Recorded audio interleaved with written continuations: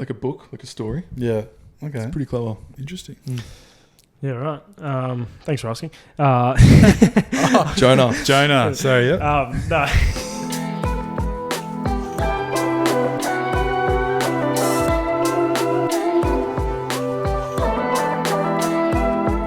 Ladies and gentlemen, welcome back to episode 14 of the Current Hour podcast. Now, as you can see, if you're a visual watcher, there is something vastly different.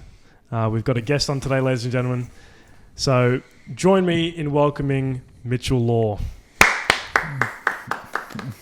Hello, guys. Thank you for having me. Thank you for coming on, my friend. No worries at all. It's a pleasure. Welcome, Mitch. Thank you.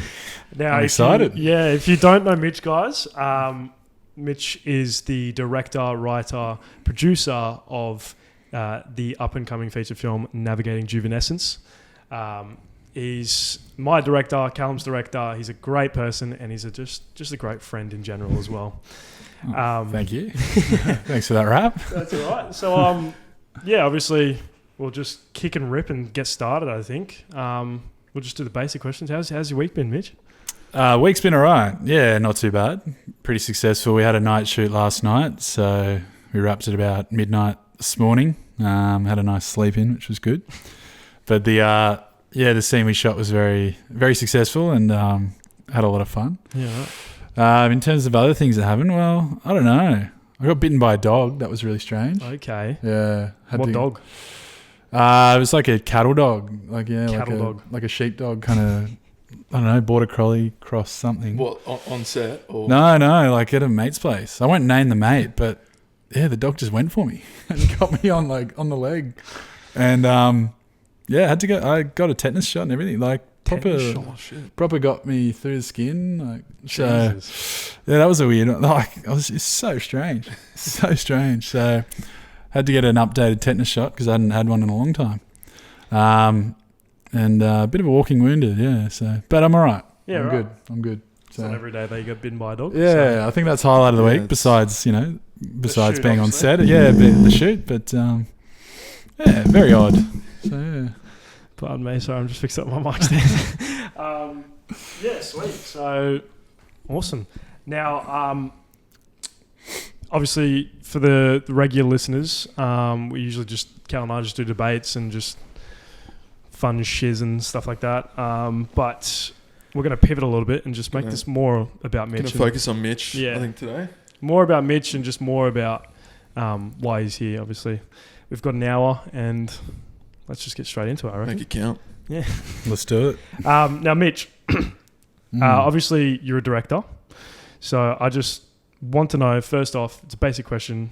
It's probably, you hear it a lot. But who has inspired you to become a director? I mean, if you're talking about, your films and everything you watch growing up, TV series, everything like that. I mean, first off the bat was, the Lord of the Rings series, the Lord of the Rings trilogy rather, like Tolkien's work and the complete works and everything. And then just like earliest memories, watching Lord of the Rings with like your primary school mates, just thinking this is the coolest thing ever. And those films really stuck with me. And, everything that Peter Jackson and his whole team kind of achieved, and the cast and everything like that, it's just incredible. Still mesmerised by those films to this day, and there's a reason why they won so many awards. But if you're talking about sort of more recent times and going into my adulthood and sort of the transition into the filmmaking space, definitely a Christopher Nolan. Yeah.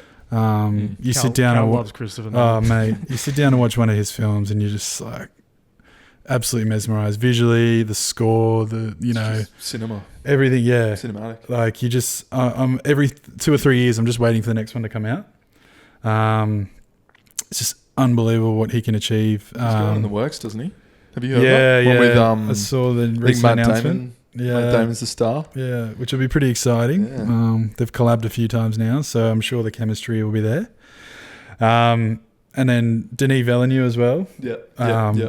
Incredible. I think you guys have spoken about Dune a little bit on this pod already. Yeah, love Dune. But back to your Prisoners and Blade Runner and Sicario, even Incendies, like his first one. Yeah, right. Incredible.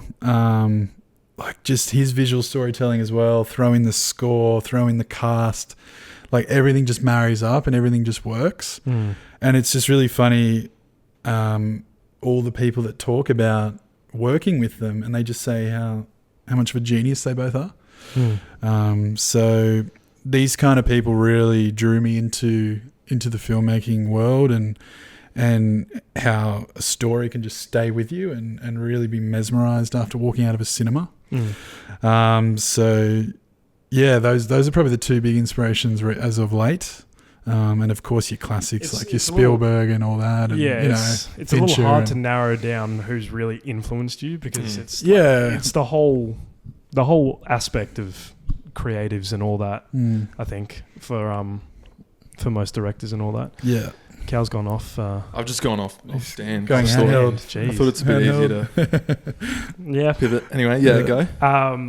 Yeah, cool. I think they're like great influences. I think mainly just like certainly for story. Like you watch films like Interstellar and Inception, and like obviously you're thrust into these worlds, but at the core of it, it's just these beautiful like human relationships too. Like you're talking about like, you know, McConaughey and his daughter in Interstellar, and like even I think an underrated thing with Interstellar is like Anne Hathaway and her chasing that Wolf Edmonds to that other planet. Like the one reason she really goes on that exploration is to follow the guy she loves, and then that ending is so beautiful with like the end. It's revealed that he's obviously dead. Spoilers if you haven't seen it by now, 10 years on, which I'm going to see in IMAX very soon. There's a little 10-year reunion. Like she follows him to that planet. We find out, we see his burial ground, and then she just takes her helmet off. Habitable planet. And then McConaughey's going to go and find her, like, and then you got Cooper Station and that new habitable planet. Like it's all come together so nicely, and just those little relationships that are built within these huge, awesome like worlds that you're thrust into is just incredible storytelling. Yeah. Yeah, nice. I think my favourite part of Interstellar is the scientific accuracy of the film. Yeah. So Nolan and a team of physicists or whatever actually studied black holes and the actual science behind well, his big advisor was Kip Thorne, a huge, like, well-renowned astrophysicist. It's just the dedication to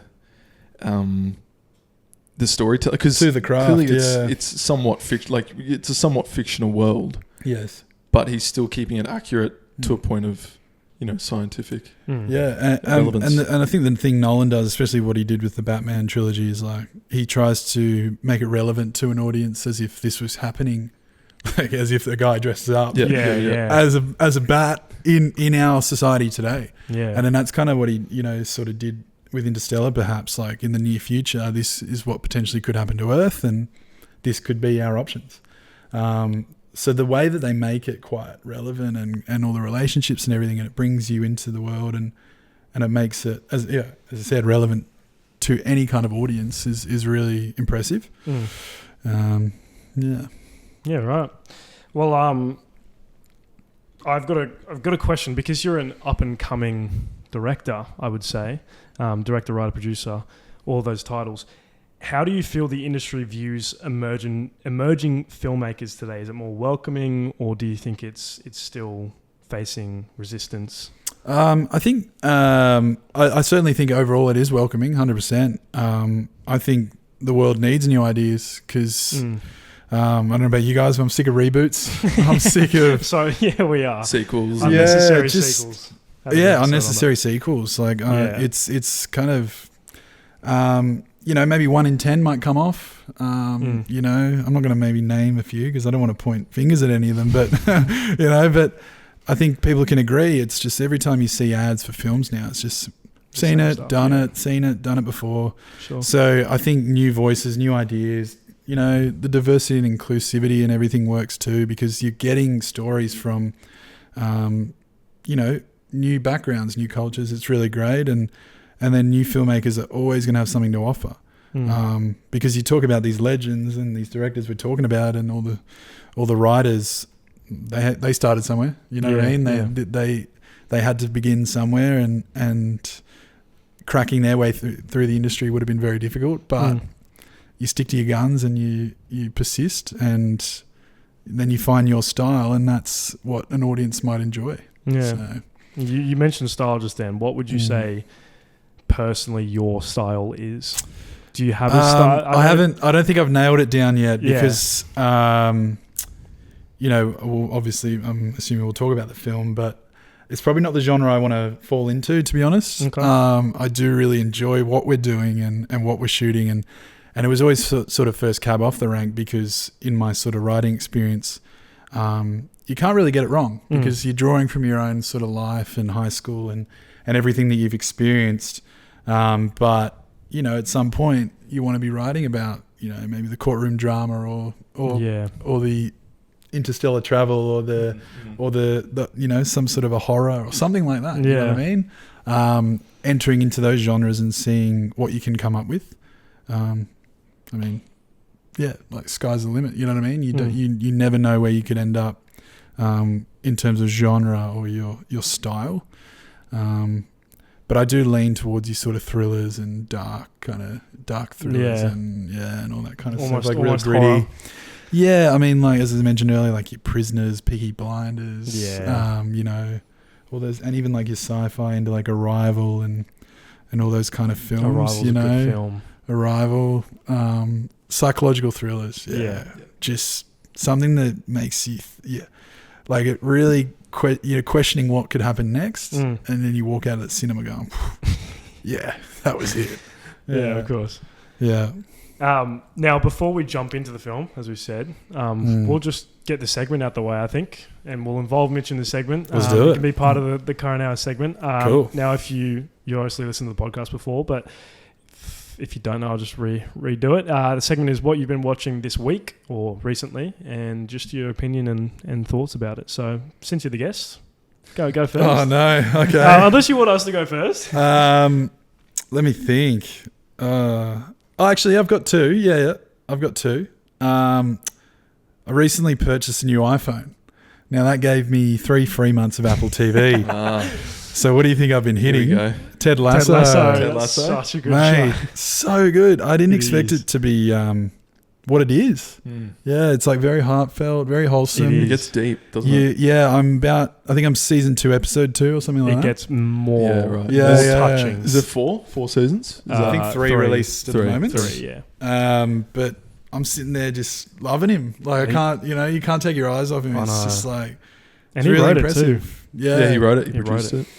It's I'm really enjoying it, and Ted Lasso is, I don't know, as I said, it's just really impressive what they've done with it, because like I'm a football fan, and I'm like, they're kind of taking the piss out of something that's so historic and so what's the word? Not exclusive. No, not exclusive. Something so profound. Profound, yeah. The top tier of English football, and then you throw in this, this American manager in, and you're like, okay, we'll see how this goes. That does happen though. Well, yeah, American managers. 100%. Yeah. Well, what I mean is, American manager has never seen football before in his life. Exactly, like NFL. And I was like, okay, they could be taking the piss here a little bit, but the way they execute it's really cool. Yeah. You got some comedy, you got some heartfelt, nice moments, and nice balance. Yeah, so Ted Lasso, nice. Alongside like an Old Faithful, like the US Office. Oh, of course. Yeah, I've been watching that on the side as well. Good show to just chuck on in the background. Correct. Bit of a comfort show. Yeah. Fall asleep to it. Yeah. Cal? I've just been watching from the creators of The Simpsons and Futurama and all that. It's a show called Disenchantment. Yeah. Little animated show. Would have been like 5 or 6 years ago. It came out. Yeah, 5 or 6 years ago. I'd smashed through the first season, and I think it's really clever. I think it's that classic kind of satirical Simpsons, play on the period of time that we're set in. So Futurama, that kind of thing. So it's set in like a medieval kind of fantasy kingdom. And then it's just satire. It's funny. What's it on? It's on Netflix. It's Okay. I think it's a Netflix original. Maybe. Yeah. Okay. Yeah, right. Yeah. Goofy little show, but quite like it. Yeah. Okay. Interesting. How many seasons? 5. And they do it in parts, so it's kind of like a book, like a story. Yeah. Okay. It's pretty clever. Interesting. Yeah, right. Thanks for asking. Jonah. Sorry, yeah. No, I was talking about it last ep, but I started watching Outer Banks season 3, so I'm getting back into it now. Yeah. It's not really like amazing to the point where I'm just like, oh my God, I need to watch every single episode, but Outer Banks is kind of like an OC kind of thing, isn't it? No, like it's I think it's more coming of age. It's TV. It's a coming of age. It's Los Angeles, isn't it? Cliche. No, it's Outer Banks is Florida. Like it's the whole it's Bank of Islands, isn't it? Yeah, it's just a Bank of Islands. Like people are on boats. Right. Sorry. Yes. Yeah. Okay. Probably the outer Banks. The Outer Banks. Yeah. I'm sorry. Yeah. Okay. I'm with you. Sorry, I haven't been to Florida. The only thing I know about Florida is that Fishing Garrett guy. Who goes watch him? Yeah. Shout out. Yeah, no, it's all right. It's a show. Like it's a show. You know, it's like it's not like a oh my God, it's a 10 out of 10 like Breaking Bad. It's just a show. Just a good easy watch. Yeah. Okay. Yeah. But like I watched the first season and I loved it. And I was just like, oh, I can't wait for the other seasons. And then season 2 just dropped off pretty shit. So that's why I stopped it. And now they've released the season 4, so I'm trying to catch up. But yeah, that's what I've been watching. It's a bit of teen drama, isn't it? Teen drama, yeah. Kind of thing. But anyway, should we jump into some questions about NJ? NJ? Yeah, do you want to ask the first one, Cal? Yeah, I'll hit a few NJ questions. Now, obviously, we shorten it to NJ, but it is Navigating Juvenescence. Mitch's film, Mitch's baby, and so glad to see it come to life. You and me both. Yeah. So off the cuff. Yes. Inspiration. What was your kind of... I think you touched on it a bit before, but what was the main kind of inspiration for the project? For this film in particular? Yep. I always loved sort of the coming of age films growing up. I think it was kind of cool to see you know, what life could be like, you know, into your sort of your high school and beyond that. So, you know, and you pair that with a bit of comedy, like your Superbad, American Pie, In-Betweeners, like 10 Things I Had About You, like these kind of films, like just loved growing up. And I actually saw there was someone else making a similar film probably about, I don't know, 6 or 7 years ago. And I was like, yeah, I think I could do that. Like, I really want to do that. So I just put my head down, started writing it. Took 2.5 years later. I think I had a story about 1.5 years in, and then I spent another year editing. And then I got Felix Williamson to look over it as well and do some editing of the script and gave me the final, you know, production script. Mm-hmm. So 2.5 years on, and then we finally got into production early in April this year. But just those like coming of age films and everything like that. I really enjoyed it, and I was like, I think this would be so fun to make as well along the journey, despite all the hard work. Like I love it. You know what I mean? It's where I want to be, and it's so much fun making it, because you know the premise is very lighthearted and it's enjoyable and so the inspiration was really drawn from those, like watching those films growing up and being like, well, let me offer up something that would occur in Sydney, Australia, because I think that's the need as well. Like, I mean, when I started writing it, there was a big gap in the market for that sort of adolescence and coming of age kind of films in particular. I think the one thing that was around was Puberty Blues, but that was quite a while back now. And then it's funny, like as I said, about the time I got the story complete, you know, about 1.5 years in or something, it was like Bump came out, and then Year Of and Heartbreak High and everything. I'm like, Heartstoppers. Yeah, it's like someone else has identified this gap or something, and but I was like, this is great because, you know, you might jump on the hype or you're also, this is exactly what I wish for. You know, you want those Australian stories because we have such a great country, you know what I mean? Yeah. And these are the stories that, you know, I want to be telling. Australian made stories where other Australians growing up can be like, that's our city, that's our town, that this makes sense to me. Because don't get me wrong, like we all love American content and obviously British, but you know, I think it's time for Australia to really, you know, take the reins in the market and and run with it. Yeah. So yeah, fair. How did you, I mean, obviously you're still coming to the end of the shoot, but how did you work with your actors to bring the characters to life? Were there any particular challenges in getting performance you envisioned? How did you work with your actors? I'll just generalize that question. Well, obviously a lot of rehearsals. You know, the blueprint is rehearse, and then on the day just shoot it. You know, just get it done, get into your location, get in, get out. You know, that's typically the blueprint. But I mean, living with this script for 2.5 years, it was just imprinted in my brain. Yeah. So pretty much just trying to communicate that vision to my cast and you know, the purpose of this character and why this character is doing this at this certain point, or what's the purpose in the story for this character to even exist. You know, it's really just, as I said, just communicating that vision clearly as you can, and the context and everything that comes with it to your actors, so they have the full understanding of, you know, where they are in the film and where they are in the script on that given day. So as I said, in those rehearsal times, we just really talk over character and nail it down and really just kind of finalize it in those rehearsals. Yeah. Yeah. Fair enough. Well, with that being said, the whole cast section, how did you go about your casting? How did you, because there's people listen who know nothing, fuck all about the film industry. So how did you go about casting as a quote unquote indie film and indie director? How did you go about casting, and were there any specific traits or qualities that you were looking for in your actors at all? Oh, absolutely. I mean, I didn't write it with anyone in mind, which was, you know, you never want to sort of limit yourself to that, you know, in case that actor's unavailable, you know what I mean? Then you shot yourself in the foot a bit, but... personal experience or? No. But mate, casting was really easy. And what I mean by that is,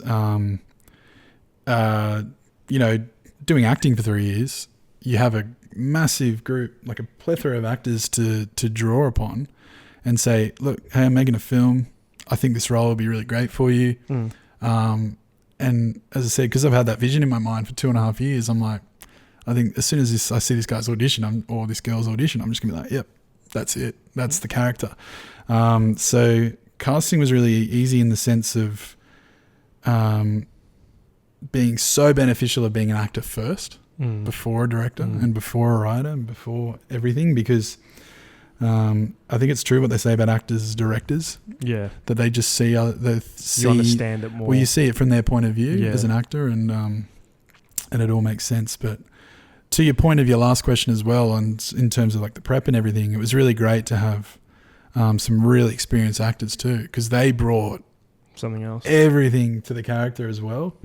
And, you know, we would just collaborate on it and come to an agreement, and, you know, and it's so much fun to see actors jump in and give them your take on a character that you never saw.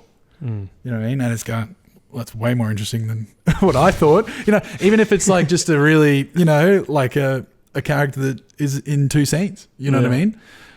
They bring in this like this performance that just wows you. You know what I mean? Totally. And the impact. And it's true how people say like an actor or like a great actor can really just steal the show.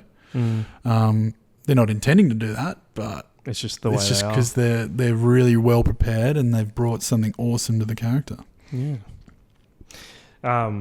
But yeah, with a little bit of context for the viewers, my role in the film is Richard and Cal's role is Jordan. And essentially with the whole casting process, it's quite funny because I didn't originally get an audition for it. I was actually nagging Mitch. I was like, give me an audition. What's stronger than nagging? It's all part of the game. But because I know one of my mates got an audition for it, and I was like, oh, that's so cool. I want to be a part of this. So I was like, Mitch, like literally, I'll take any role, anything like that. And he sets me up for an audition for Vince and Jordan. And then I put up an audition tape for that, and he goes, fuck. You know what? Can you actually audition for one of the main characters? I was like, yes, of course. And because he saw the vision, which is quite cool to see on the other side of the story. How you were like, I see you as Richard. Like I had no idea who the fuck Richard was when I was auditioning for it. Like I had no idea who his character was. And then you were like, I see you as this character. And I was like, it's so cool that you could see me in another role from just a tape. You know? Yes. Yeah. And then you thought Cal would be perfect for the role that I auditioned for originally, and we're very different actors. Yes. Well, absolutely. I mean, I wouldn't recommend it, sort of nagging to a director in the future, but it's funny how it all kind of works out. And yeah, like, I mean, as you said, that you guys were kind of flipped actually in your roles. However, Calum didn't really fit the role. But just because of his look, he looked a lot tougher. He looked more like a bully. Yeah, that is true. He didn't really fit into this kind of this group of for no better word, in betweeners in the social hierarchy. Yeah, Callum's kind of got more of he's very tall and he's got like the tough looking build kind of look and. Great call in my opinion. To be honest, that's just how it worked out. But yeah, you're right. Like. When you put a tape down for one of the characters, I was like, no, I think you'd work kind of really well here as Richard, and when you come see the film, you'll figure that out because he's more of a Richard than he is than a Jordan. Yeah, there's like or even a Vince, because we'll see Vince and we know who Vince is. That's Giorgio, and he fits that role really well. Yeah. The nephew of Alan Flowers' character.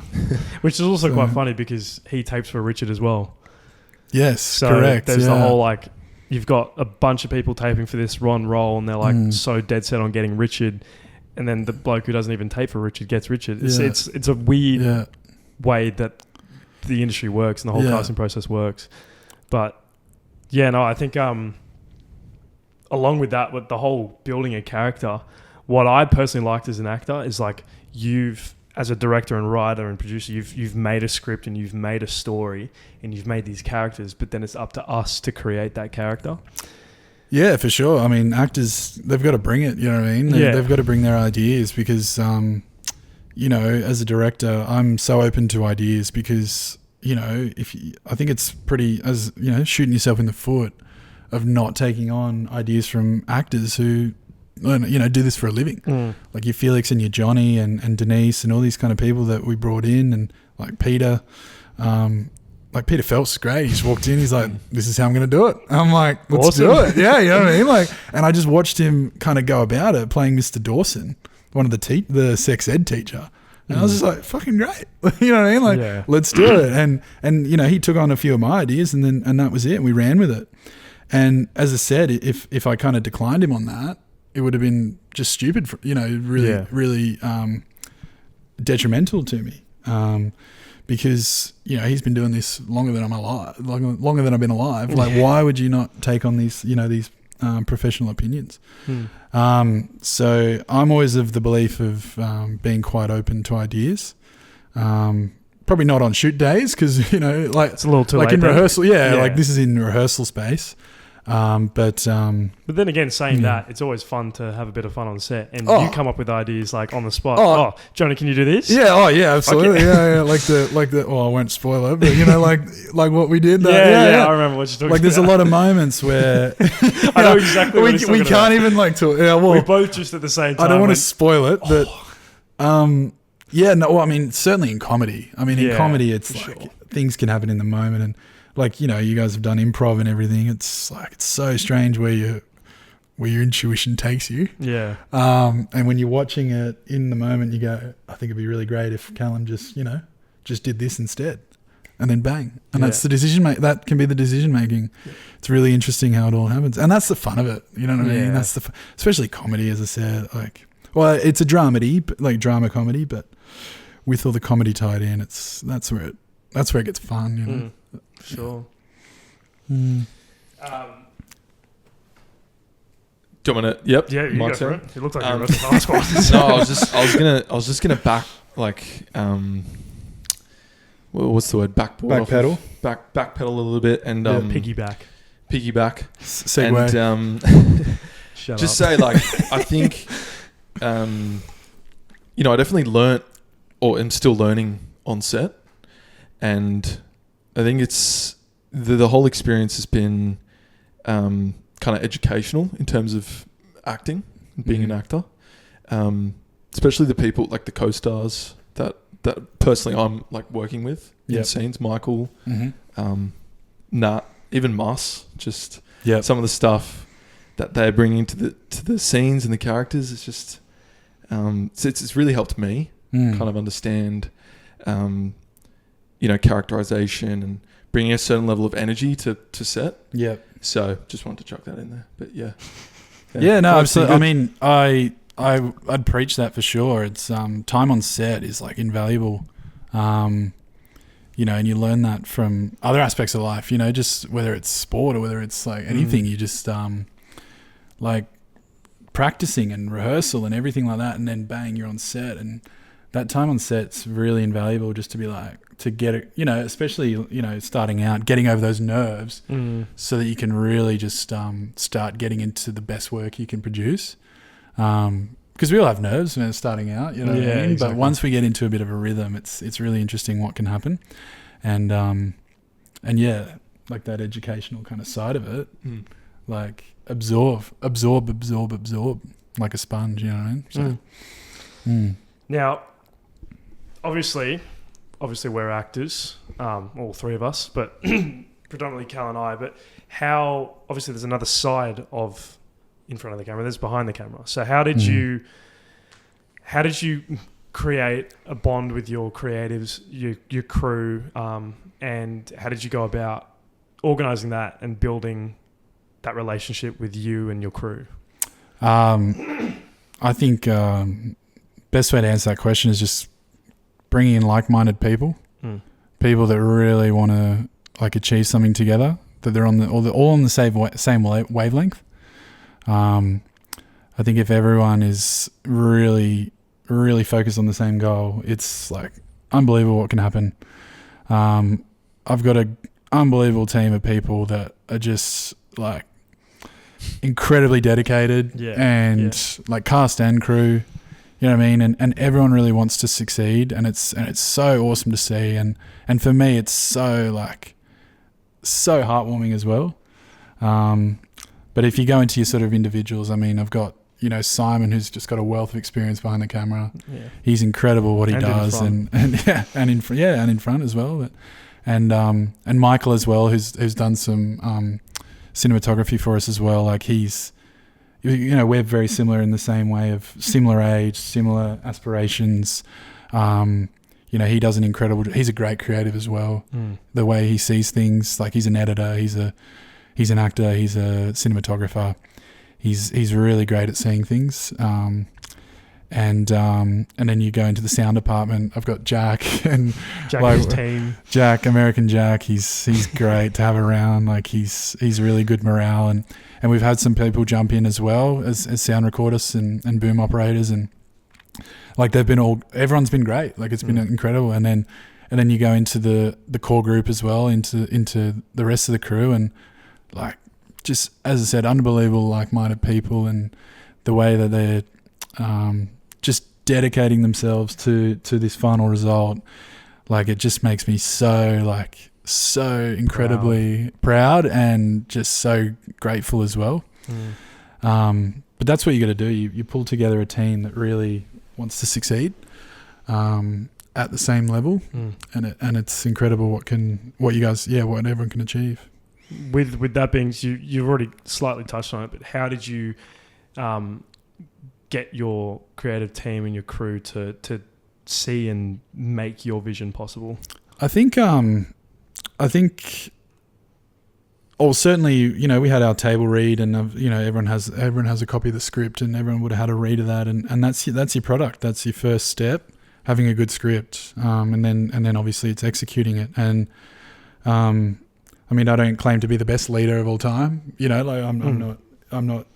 You know, don't always follow what I do, but like, just I think leadership and really bringing up morale and bringing up, you know, trying to put a smile on people's faces and everything like that, like bringing people together for the cause is really important, because it's, I mean, we're into our 8th month now of production, on a micro budget independent feature film. You know, this is where things can you know, you're starting to run out of money, you're starting to run out of time, running out of time and morale and everything like that. But like, it's been incredible to see how people are still operating, you know. Like, Nat's always got a smile on her face, like doing photography. Regardless of a night before. Daphne, Tangi and Yana are running around like for the cause. They're absolutely unbelievable. Simon's always smiley, you know, and Jack's cracking a joke somewhere in the corner. Jack. Yeah. And then you throw in our cast as well, like everyone's just up for it, you know, like they're really enjoying their roles. And as I said, it's just like so cool to see. You know, your dialogue that you wrote come into fruition. Like it is really, really cool. So just putting a great team together is to be honest, the recipe. With, obviously it's an indie and a very, as you said, low budget film. What are the biggest challenges you faced with this whole production?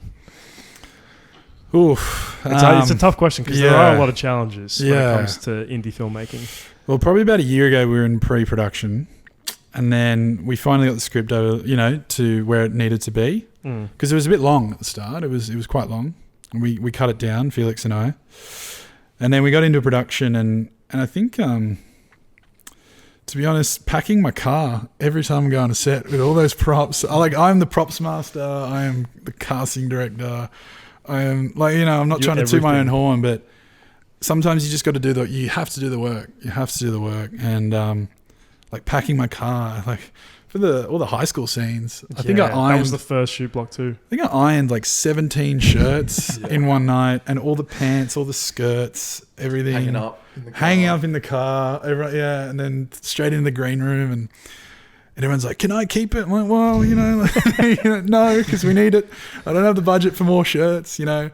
I think one person has stolen it, and she knows who she is. It's like just those things, like, you know, hauling everything to set. But at the same time, it's so exciting. It's like my car's full of everything we got for the day, ready to go. I think that's the one thing, just procuring and acquiring all the stuff that you need. Yeah. Like Friday's going to be interesting because I need a shopping trolley, and I don't know how I'm going to get that. I'm going to have to maybe, you know, find one on the street. And like, I'm not going to name which shopping center I'm going to go to, but I'm going to need one. So it's shout out Woolies.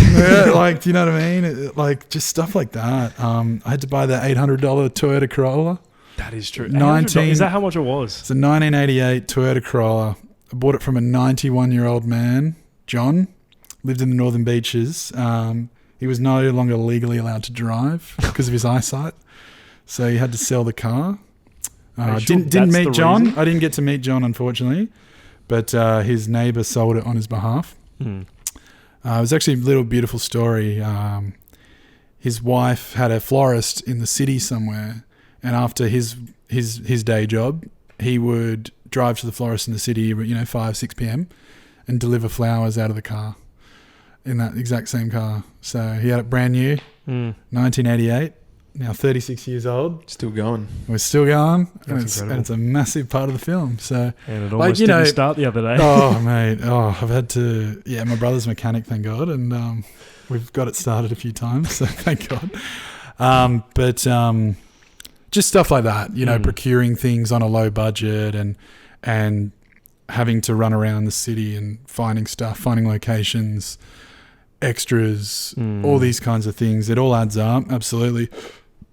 But again, I'm so excited and so like humbled that people want to, you know, contribute to it, whether it's offering their house up or jumping on set as an extra, or, you know, like I've had my brother's mates, I've had some of my mates, I've had all kinds of people just jump in because they want to and want to help out. So especially when you're in like stressful times, like it's the day before, and that is the hard stuff. Yeah.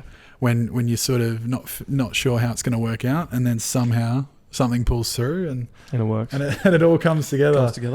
Like you guys have seen it. It's scary how it all comes together. So certainly the hardest stuff. Yeah. Right. Just off that, have you ever had like doubts, or have there been any, you know, drawbacks during the process? Like, can I do this? Like, can I get this off? Can I pull this off? Imposter syndrome almost. Imposter syndrome. Kind of shit. Yeah. Absolutely. At times, like, what the hell are you doing? You know. But you just keep going. You know, like there's people go out in the world doing fucking awesome stuff. You know, like look at Ned Brockman. Like he's, you know, shout out Ned Brockman. Like the guy's literally just run 1,000 miles in 12 days. Like we were talking about it the other day. It's just incredible. Like things like people like that just like go out there and get shit done. I really admire that kind of stuff. And so when I face those kind of like moments of, you know, what the hell am I doing? Why am I making a film? This is taking everything and all I am. You know, like a lot of sacrifices, a lot of money, a lot of time and effort. But at the end of the day, it's just what you want to do. So you've got to get it done. Yeah. And I also forgot that actually the hardest part has been super, tax, all that kind of stuff, learning all those small business things. And thank God for my accountant. Because I'm sitting there shout out Sullivan's Accountants in Coogee. Because my God, some of that super and tax stuff, when you're trying to shoot a film, like focusing on producing and directing and all that, like having people doing that for you is like life-saving. Because it's pretty much like running a small business, and and people know how stressful that can be. So that's certainly another tough aspect of the whole journey. For sure, yeah. What do you want as a director, writer, producer? What do you want from the audience that will watch Navigating Juvenescence? What do you want them to take from the film? Well, I think the big premise, you know, it's kind of it's in the title of the film. You know, you're navigating your sort of your youth and those kind of coming of age years, and I think, you know, it was sort of a personal experience, but more so throwing it out there to others as well of what the hell am I going to do for the rest of my life for a career? You know, that's kind of what the film kind of attempts to capture as well, and we see our kids kind of starting to mature and grow, and then our adults kind of go in the reverse and demature across the film. And I think, you know, an audience kind of tuning in, just seeing that making the correct decisions at a younger age will kind of set you up well in your future, whether it's relationships or career or family, all that kind of stuff. Just knowing that making the right decisions will set you up for a better path in life.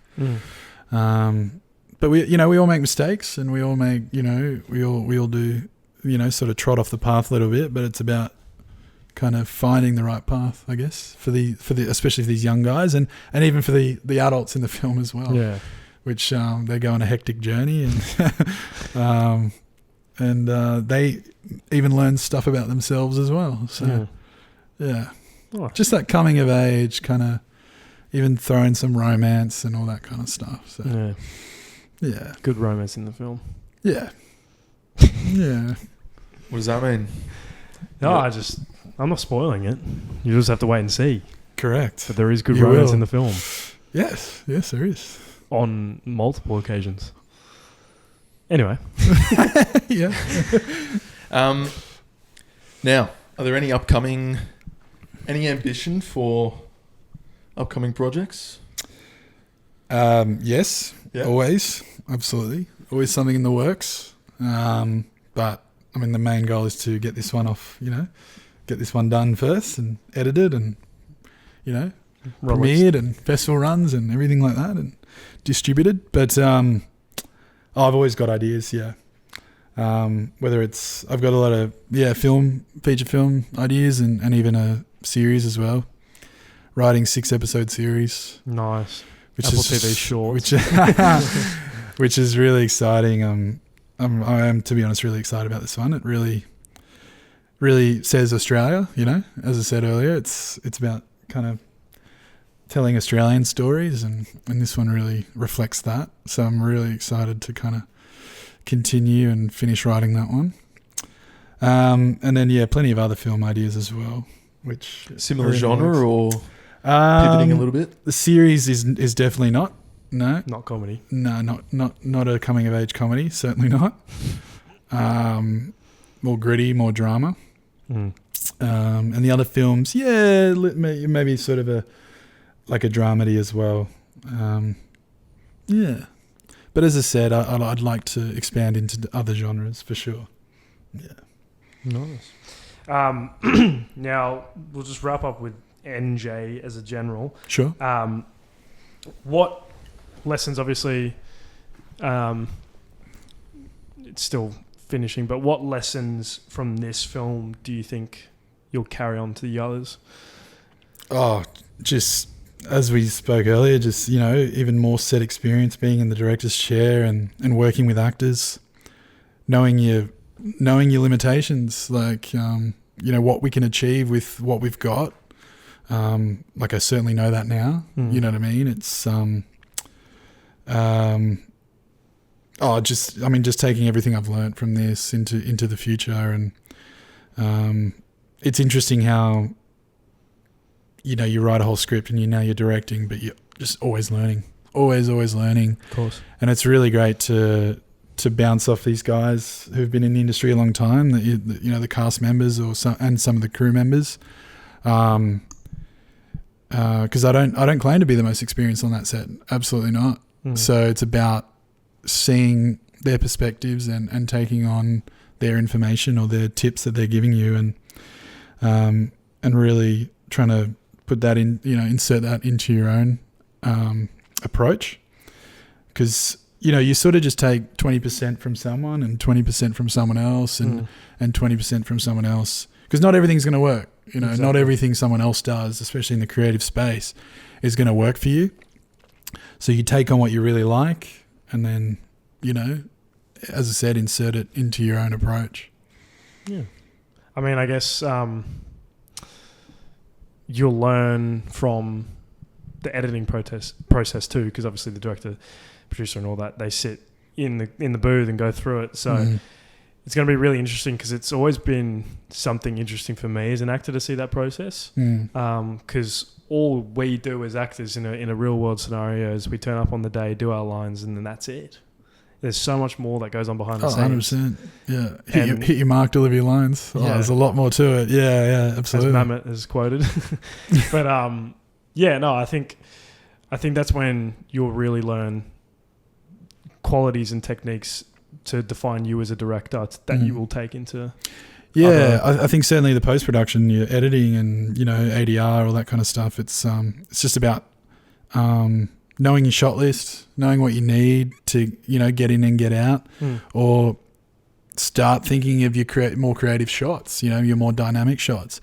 It's a bit boring just getting the coverage, just single, blah, blah, but once you start throwing some movement in there, your dollies, or even like we've experimented with cars in the past, putting someone in the moving car and, putting your DP in the moving car and just coming up with those, as I said, limitations. Like, are we able to achieve this in this time frame at this location? So in the edit room, you're really going to go, I wish I had that shot. But that's the learning. That's the learning. That's where you go, well, I'm not going to make that mistake again. So just as I said, always absorbing, always figuring out what you can achieve with what you got. And if you could give the film, if you could describe the film in 3 words, How would you describe it? I never like these things. I never like these things. 3 words: coming of age. No. Aussie. Mm-hmm. Wholesome and ridiculous. Yeah, that's the first thing that's come to mind. It wouldn't be my final answer if I had to think about it, but instinct, those 3: Aussie. It's more ridiculous and wholesome. I think I said Yeah.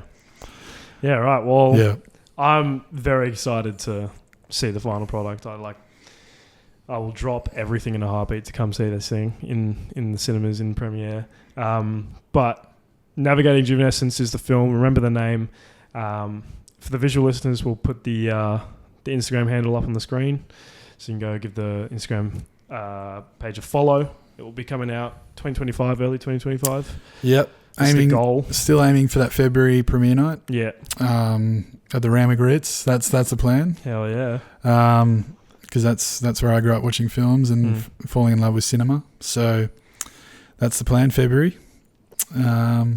Please follow along. Follow along the journey. And see these 2 in action. Yeah. See these 2 in the cast. Yeah. So now we'll just circle back and ask a few final questions as you as a director. Cal obviously asked any upcoming projects, which you asked, but pivoting to upcoming, obviously, as I said before at the start, you're an upcoming director and all that. What advice would you give to other fellow up-and-coming directors, filmmakers, writers, producers, anything like that? What advice would you give them trying to break it into the industry? If you haven't been presented with any work recently, got to start writing. Got to start writing.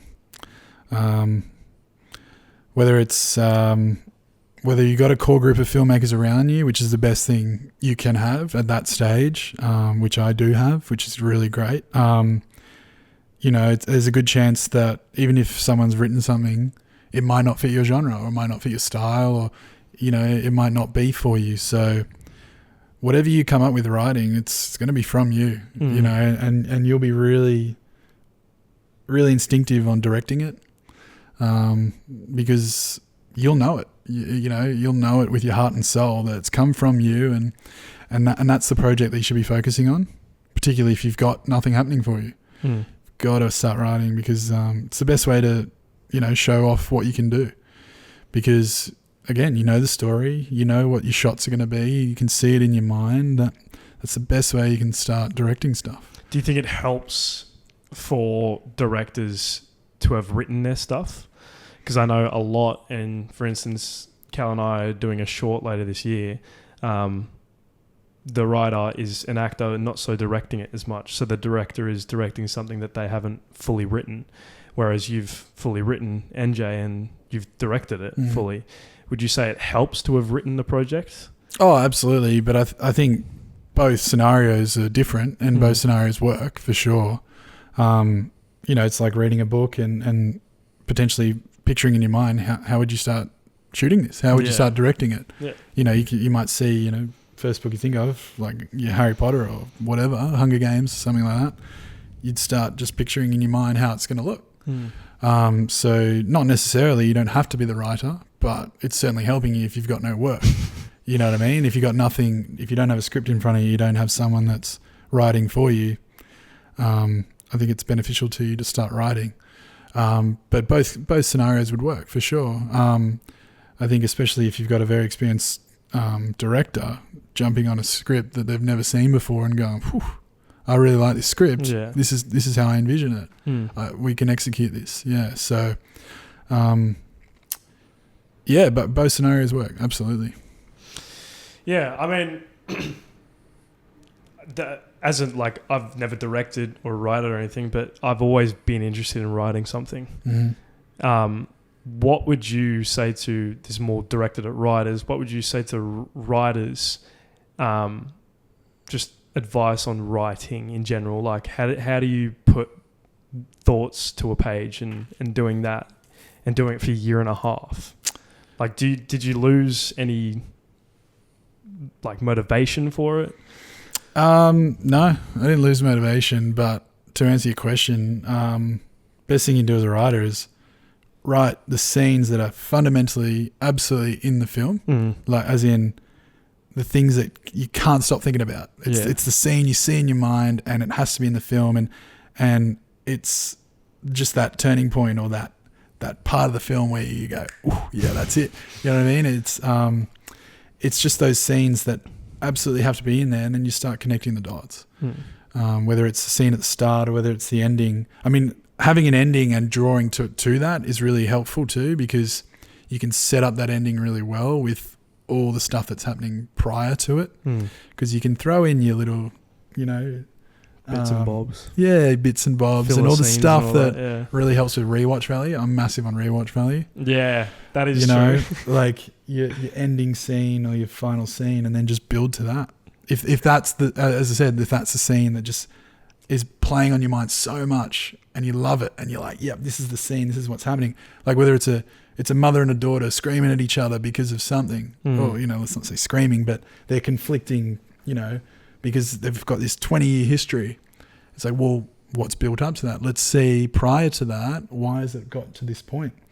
So all that kind of stuff, like building towards those scenes that you just know are going to be in the film. But also, in terms of writing, well, let me ask you this. You said you're interested in writing. Yeah. Or Calum as well. Are you interested in writing? Yeah. Little, yeah. So, I mean, I'll ask you both. I mean, what genre would we start on? Or what age demographic are we talking about? This is where you start. This is how you start writing a film. You know what I mean? So let me ask you that. What genre do you think? Well, the interviewee's turning into the interviewer. Well, I like, you know what I mean? Like this is the question you might have to ask the writers. That's the thing. I've always... ask the people who want to be writers. I think for me personally, when I've thought about writing something, I love horror. I've said before, I love horror, and there's so many... Big market. It is. And it's arguably one of the easiest markets to crack. I mean, obviously budget is probably the highest in horror, but you can make a horror movie with your iPhone. But I think there's like many films that I've watched that is all contributed to my idea. And I guess, I don't know. I wouldn't know where to start is the thing. Like I just thought about the plot, the characters, start, middle, and an end. But I haven't put anything down. Well, if you're talking about horror, you're trying to scare your audience, right? I mean, that's the fundamental basis of it. Let me pivot and say psychological thriller. Okay, sure. Because it's not really a horror that I envisioned, but moreover, just like... Well, let me give you this. Let me give you this for Navigating Juvenescence. The big recipe I went with for the film was, what is the most embarrassing or most high stakes situations for these kids? What's going to happen to them that is like social suicide? Like they almost can't come back from it. What's a scenario that potentially is might have happened to a lot of people in their high school years that is going to happen to these kids? And I just thought, yep, that's the scene. But no, we're going to increase the stakes even more. Yeah. And that's how I started writing the scenes. Like it was just, what's the worst thing that could potentially happen to these characters? And I went from there. So, have you thought about writing at all, Cal? Not so much. I have thought about directing. I've thought, I think directing's, as we were saying earlier, it's as an actor, there's a bit of crossover. For sure, yeah. It helps to understand how an actor works as a director. So yeah, definitely consider directing. Just got to find something to direct, I guess. But well, how about I write the piece and you direct it? Oh, there you go. Absolutely, yeah. There you go. But it's going to be a horror. Yeah. Because we worked with afters students at Screenwise, and you learn a lot from that. You really do.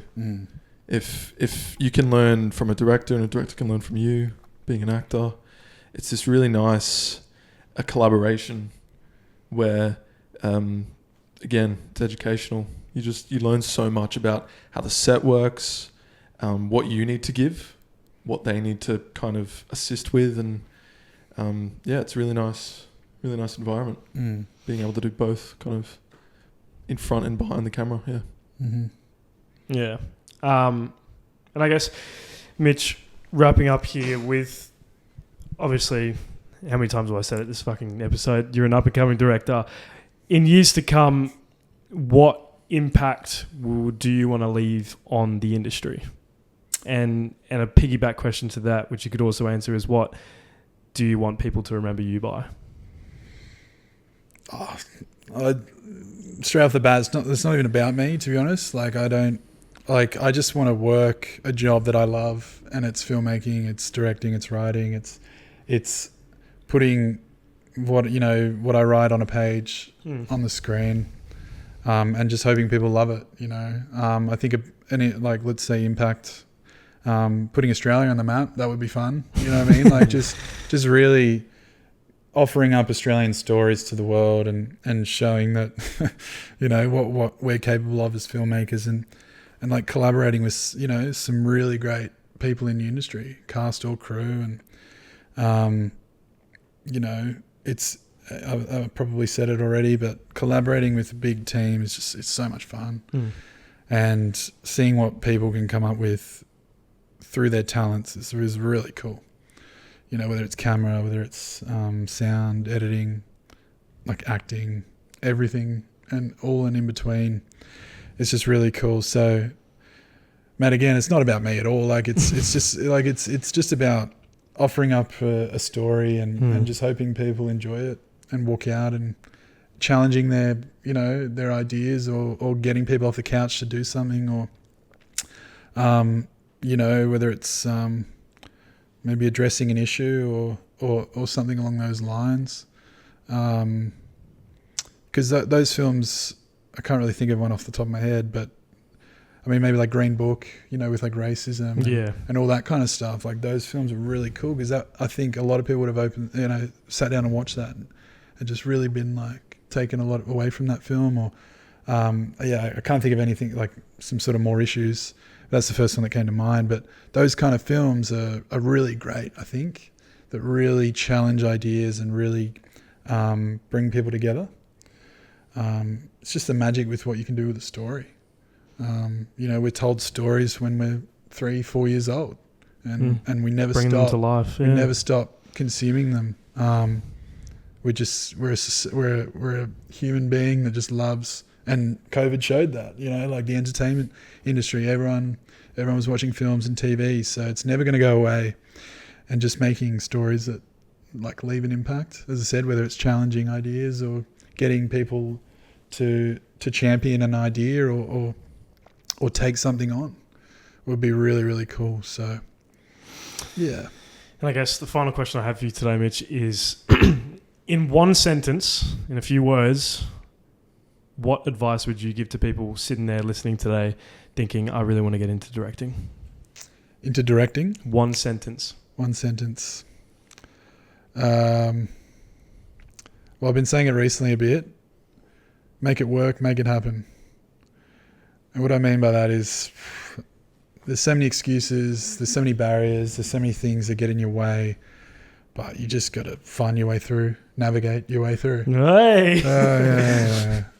I mean, that's a word I used a lot before I even use that title. But make it work, make it happen. And as I said, it's, it's not pointing fingers or anything, but there are a lot of excuses and a lot of reasons why people don't do things, and it's upsetting to see, potentially, unfulfilled potential. If you want to be a filmmaker, go and do it. Go and shoot stuff. Figure out your limitations. Figure out your boundaries, and then just keep getting better and better at it. Because, as I said, I'm still learning. But along that process, bringing a community of like-minded people together, it's so unbelievably powerful. What you can do with it and how you learn from them, what they teach you, it's invaluable. So, make it work, make it happen. It's nice. Thank you. Yeah. No, well, thank you so much for coming on today. We really appreciate it. Thank you. First guest of Current Hour. Yeah, I'm honoured. That's right. Yes, thank you. Yeah. Thank you, Mitch. It's been good fun, so thank you guys. But yeah, obviously, Mitchell Law, remember the name. Settle, yeah, sure. Yeah. Next Christopher Nolan, ladies and gentlemen. No, but obviously came on here to promote NJ. We're all part of the journey, so check out NJ next year, 2025, hopefully February. Check out Mitchell Law's stuff. He's going to be great to this industry, a great addition, and yeah, we can't wait to see what you do beyond this project. Thank you. Yeah, appreciate that, guys. Thank you. No worries, mate. Thank you. Thank you guys for watching. We'll see you next week. Actually, no, not next week. There's going to be a week break, unfortunately, as we previously discussed. But in 2 weeks, we'll see you then. Thank you so much.